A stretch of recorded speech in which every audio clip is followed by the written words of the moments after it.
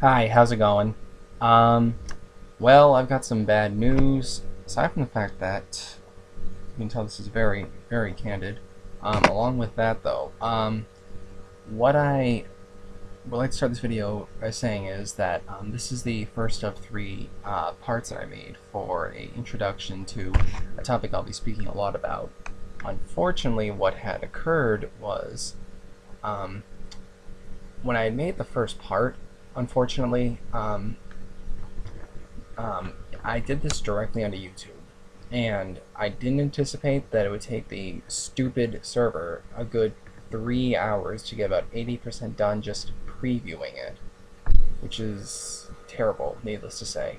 Anyway, as soon as I put my computer down for 5 minutes, even turning sleep mode off, it decides it would be awesome to just turn into sleep mode anyway, and which doesn't even make sense, but what else is new with computers, right?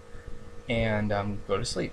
So all that progress was lost, and I've got to redo this whole stupid video.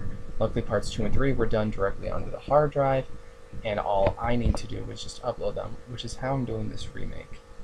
Sorry about the camera being up, down, up, down, up, down. Where I made these last night, the other two parts, you don't have to deal with this. I'm doing it upstairs today. It's not on a steady surface, so it's like this. I'll make further and future videos on more steady surfaces, but I just really want to get this part redone.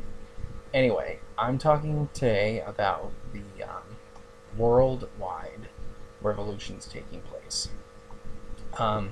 The fib, you will be told, is that it's a phenomenon that's only taking place in the Middle East and North Africa.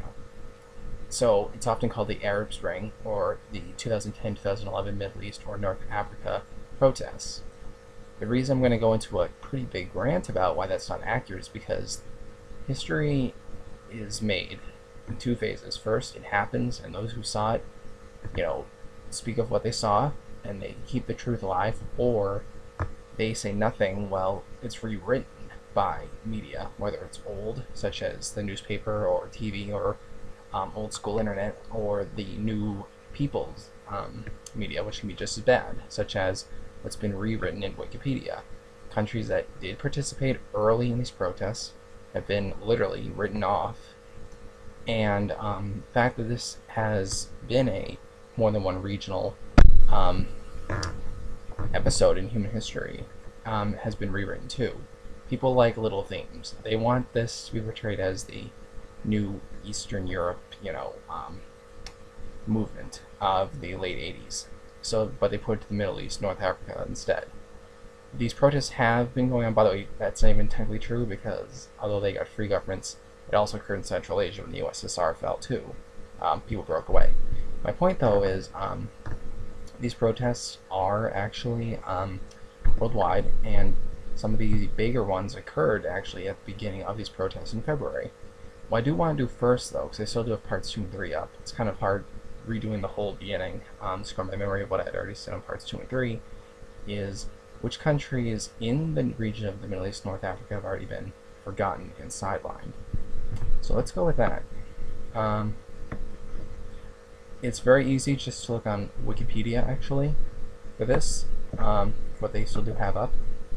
What they have here shows they like to make you think it's as simple as Tunisia and Egypt had successful revolutions, and Syria, Yemen, and what was the other one?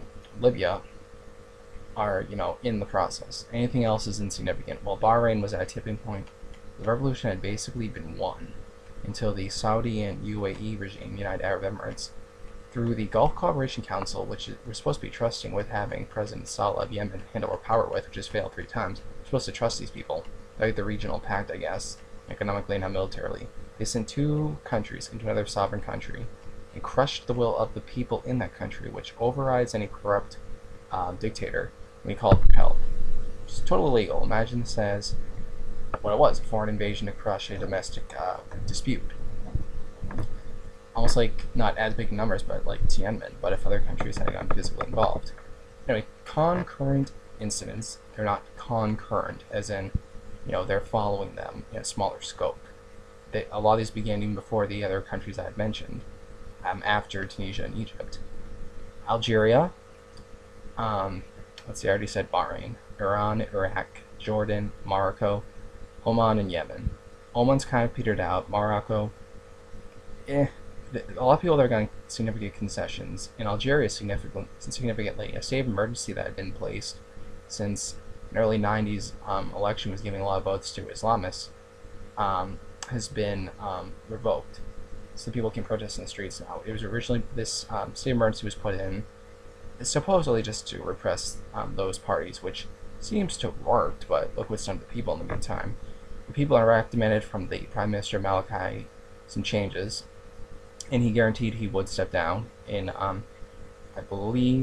think by instead of running again, I think around 2014 or something, and he would have a 100 days of change. I'll go into that in later videos to make things, 100 days change to make things better for the people. Jordan, they got key concessions. Iran, just like happened in 2009, the protests were mercilessly butchered down. And in Algeria, as I already said, one thing I wanted to say about it was there was some significant protests which started up in February, numerical-wise, and they were making a big impact, but they've more or less been beaten down again for now. Now, I wanted to just go on to the section called impact of these, so-called regional protests, because that's not true. I'll go into that in a minute. In Sub-Saharan Africa, you have Angola, Burkina Faso, Cameroon, Ivory Coast, Gabon, Mozambique, Swaziland, Uganda, Zimbabwe. In Europe, you have Albania, Armenia, Azerbaijan, Belarus, Croatia, Northern Cyprus, Spain. In Asia, you have Burma, Myanmar, China, the Maldives, North Korea, Vietnam. In the Americas, you have Bolivia, Mexico, United States. In the Oceania region of the world, you have Fiji Islands. And then they talk about preemptive actions and censorship taken by other countries, such as Ethiopia, Equatorial Guinea, Eritrea, Kazakhstan, Nigeria, Turkmenistan, and Uzbekistan. In one of the other parts there, I think part 3, I go through a whole list of all the countries I can remember off the top of my head that,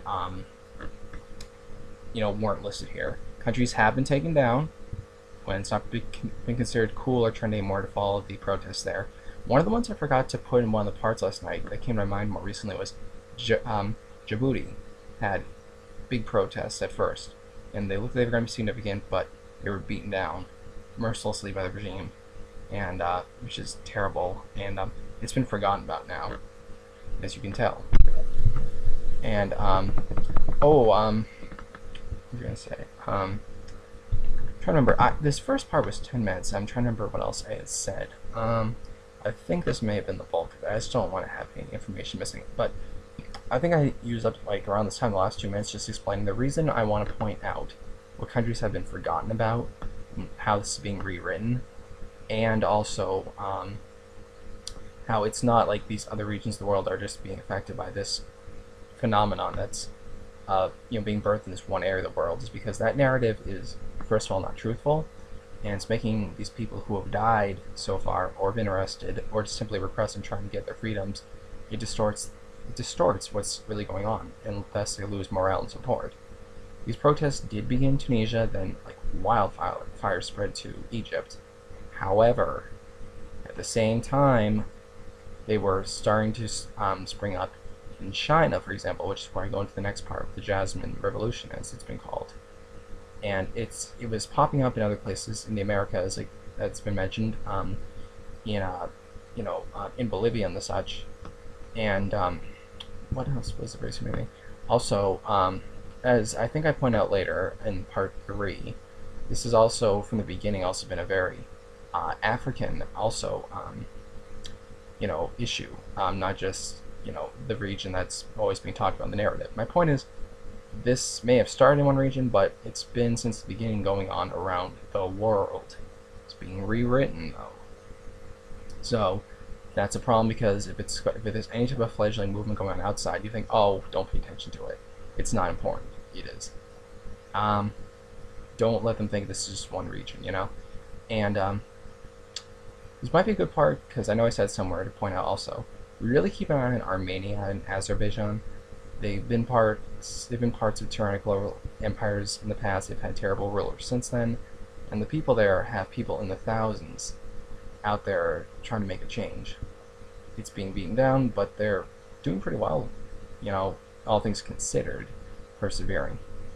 Also, the last thing I want to say is, with regards to Bahrain, I point that out because as of June 1st, supposedly, we'll see what happens, the law will be lifted, that's been banning gatherings. And the people there are demanding that the foreign troops leave. And more recently, in the last few days, there have been small protests that have been occurring again, despite people being killed or in jail, and how everyone was mowed down. Don't let these people's efforts go in vain. Pay attention to Bahrain. Show that you know what's going on exists. And the narrative was, oh, we're worried about security from Iran influencing Shiites in this, country where it's dominated by Sunnis.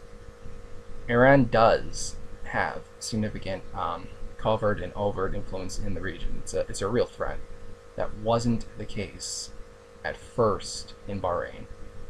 Although a lot of the protesters were immigrant Shiite workers wanting better life changes, this was a thing where the people themselves said, this isn't just about that. This is about everyone. The people of Bahrain want a better life. After these protests were mowed down ruthlessly by two countries where most of the people happen to be Sunni, it has now become potentially a Sunni Shiite divide, and now Iran is trying to provide logistics to the Shiites.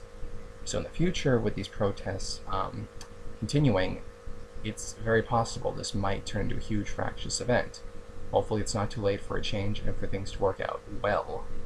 We will see, though. And with that, here's the remake for part 1. Not losing this one.